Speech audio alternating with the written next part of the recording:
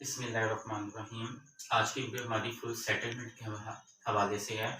Full settlement का मतलब क्या है कि जब हम चीज़ें किसी से परचेज करते हैं और हमने उनको पैसे अदा करने होते हैं, तो उसमें तो कुछ पैसे हम छुड़वा देते हैं।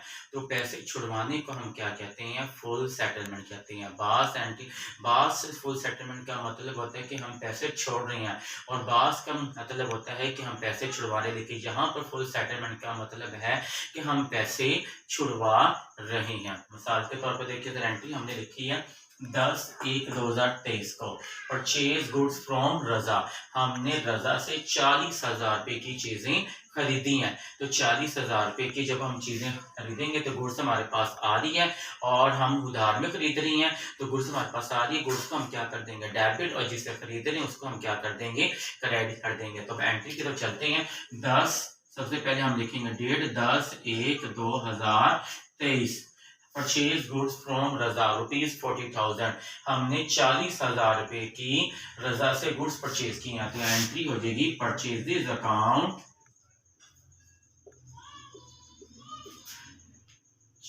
परचेज को हम क्या कर देंगे? डेबिट, और क्रेडिट किसे कर देंगे?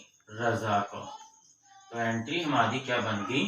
Purchase account to Raza account. यानी कि हम रजा से उधार पर 40,000 रुपए की अशिया खरीद रही हैं, तो गुड्स हमारे पास आ रही है। गुड्स को हमने क्या कर दिया?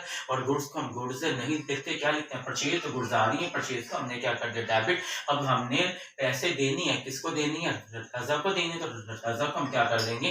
क्रेडिट कर देंगे। तो हमारी जनरल एंट्री का बन जाएगी purchases account to Raza account. और इसकी नरेशन क्या हो जाएगी? Being purchase goods from Raza. Purchase goods from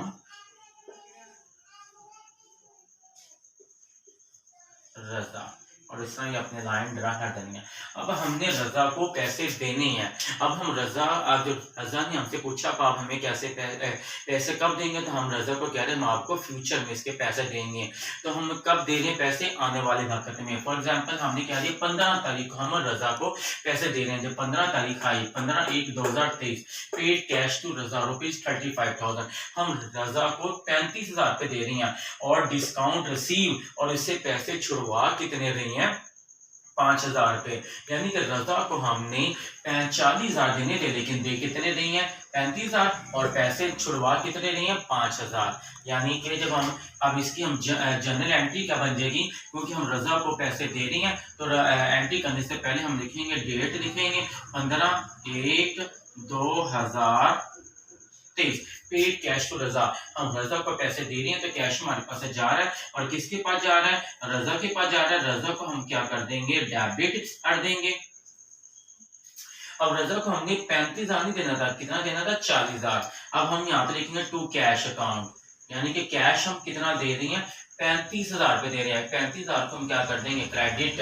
और 5,000 रुपए डिस्काउंट रिसीव, यानी कि 5,000 रुपए हम छुड़वा रहे हैं। तो डिस्काउंट रिसीव हमेशा क्या होता है? क्रेडिट होता है। इसको हम क्या कर देंगे? 5,000 को क्रेडिट के कॉलम में लिख देंगे। तो हमारी इस तरह जनरल एंट्री क्या बन जाएगी? Raza account to cash account to discount account. और इसका मतलब क्या बनेगा कि हमने रजा को 40,000 रुपए देने थे, लेकिन दे कितने रही हैं? कैश 35,000 रुपए कैश दे रही हैं। तो कैश को हमने क्रेडिट कर दिया, क्योंकि कैश हमारे पास जा रहा है, और हम 40,000 में से कितने पैसे छुड़वा रही हैं? 5,000 रुपया छुड़वा रही हैं। तो 5,000 को हम क्या कर देंगे? क्रेडिट। क्योंकि और क्रेडिट क्योंकि वो हमारी इनकम है। और कोई भी एंट्री अगर आपको समझ ना आए तो आप मुझे कमेंट्स में बताएं, और मैं इंशाल्लाह तो उसका जल्द से जल्द आपको जवाब लाजमी दूंगा।